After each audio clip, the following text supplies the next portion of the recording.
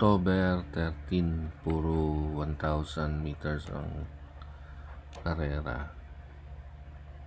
Kaya maganda pa yung mga magiging dividendo natin ngayon. Race 1 tayo. Dito 3 ang pipiliin ko kasi maiden race eh. Ang una kong kukunin dito yun nang mayroong experience sa 1,000, yung 2 and 2A, pero bright side yan ang lalaban dyan. Ang second pick ko yung may magandang projected time na Helgay. Yung huling takbo niyan recent, hindi siguro huli yan, maganda rin eh. So yan yung second pick ko. And then yung isa pa, pag inarrange natin yan sa running style, si Don Pedro nandun din sa harapan, maganda yung ano niyan, yung maximum time base sa aire. Kaya yan ang pili ko, 3, 2 and 2A bright side, 6 Helgay, tsaka yung Don Pedro.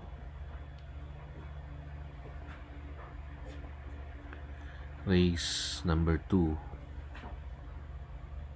mauna si Kaemon pero eto kasi si Unebe, Unison Aiya, maganda na yung pinapakita niyan, kaya ayan ang unang pili ko. Best time pa yan, 75 days ago sa 1,000. Ang second pick ko dyan yung One for the Road. Matulin yan, kaya lang matagal na yung prueba niya na yan. Pero yan ang second pick ko kasi wala na ako nakikitang iba pa dyan eh. Third race, mahirap ito eh. Kaya dito 3 din ang kukunin ko. Primera ko yung maunang numero 2, Twinkle Toes. Vicious lang yan noong nakaraan, pero pag nakaalis yan, makakatapos siguro yan.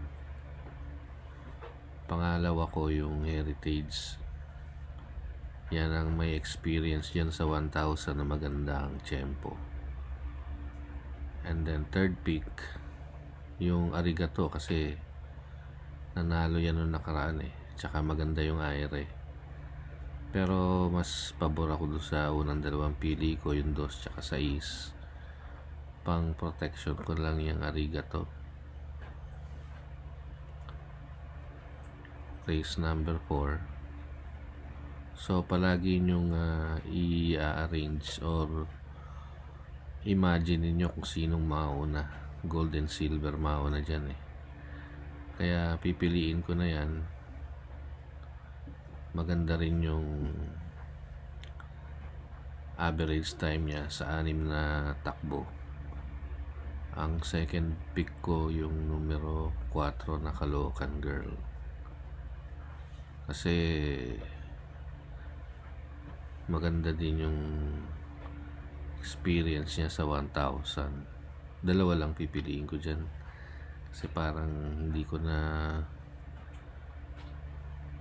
malayo na yung ewan ko lang karera kasi yan pero yan lang ang pili ko, numero 4 tsaka yung gold and silver.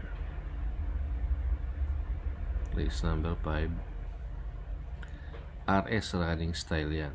Mauna dyan si Action Rules. Nandun din si Jumbo. First pick ko na yan si Jumbo ulit, kasi magaling na yung tinatakbo niyan sa 1,000 meters. Isa pang kukunin ko na sa harapan, yung numero 4 na Meet Me in the Corner. Mataas din kasi yung air niyan.